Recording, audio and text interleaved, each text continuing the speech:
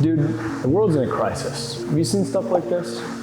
Testosterone is decreasing 1% every single year for the past 40 years. And middle-aged men all around the world are being prescribed testosterone replacement therapy more than ever. And while guys are looking for ways to increase their testosterone, they're missing the root cause, which is their declining testosterone. So you know what? I think I'm gonna run you guys through a few of those root causes today. And last one may surprise you. First things first is gonna be one of my favorite things, sleep. Sleep is going to be one of the most important factors in making sure that your testosterone levels do not decrease. In fact, it's so important that we put it in one of our last videos, increasing your testosterone, because getting the proper amount of sleep is exactly what you need to do to increase your hormones, which your hormones are obviously included in testosterone. But a lot of people think getting not enough sleep is the main factor, when in fact, if you get too much sleep, that can also be just as much harm. And so it is important to prioritize your sleep and making sure that you're getting anywhere from 7 to 8 hours. The ways that you can do that is getting sunlight, reduce caffeine intake, and you can also go exercise, go work out where you actually push yourself and get tired so you can fall asleep a lot faster. That's a few different ways to help with your sleep improvements, but there's some other ways as well that we can probably touch on in a second.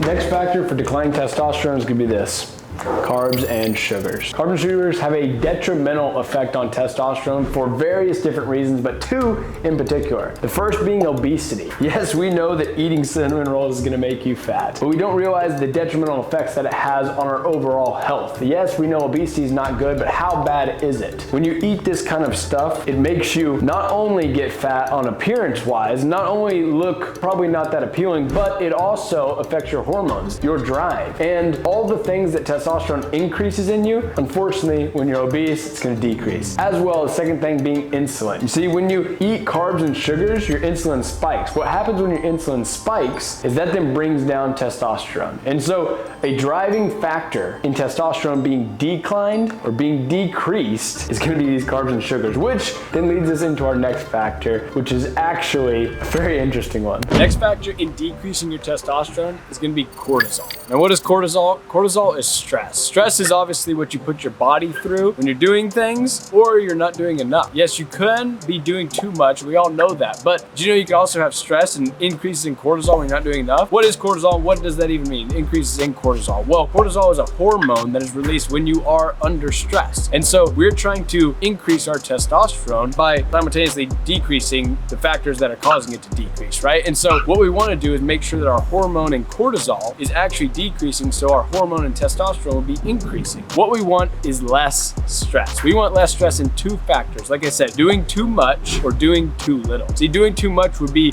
like a constant overload, constant things going on where you have to do this and you have to be there. And so for those people, relax. Read a book, whatever it may be, listen to a podcast, just chill out, all right? And for those other people who aren't doing enough, go out and work out. Go lift some weights, do something. Put yourself out there so you can explore more and do more, right? So whatever it may be, if you're stressful in any situations, either slow down, hang out, or go out and do more. And overall, with all of these things, you know, you can grab like a beer, for instance. Just chill out, take it easy. Well, actually, this brings us into our next factor. And for that one, probably have to take a seat.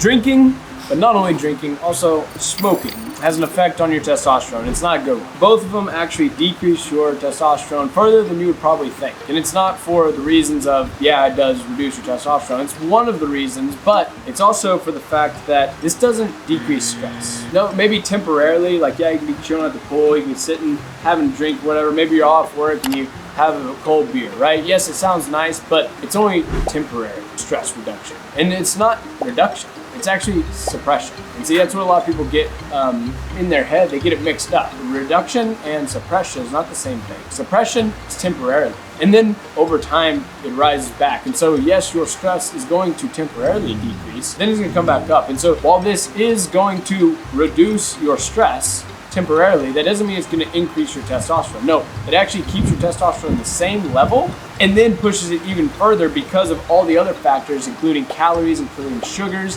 including other things with smoking. All of those added in is going to reduce your testosterone levels even further. And so I'm not saying cut this out completely. I'm saying if this is one of your vices, like, by all means, go have a beer. That's fine. But the next one, if it's a vice of yours, I would highly recommend cutting it out completely.